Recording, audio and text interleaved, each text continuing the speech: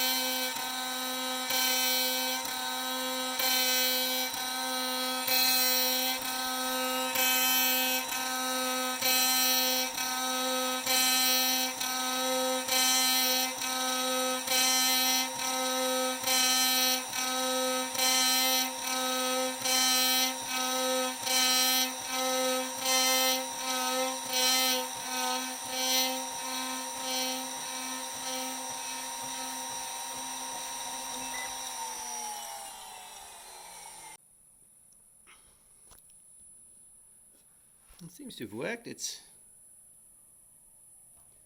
flush with the surface.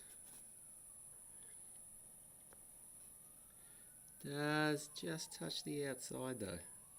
But apart from that, it's a very smooth level pearl dot. Interesting. I wonder if I can keep it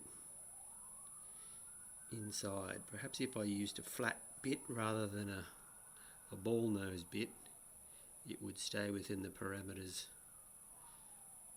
of the 6mm diameter rather than going outside.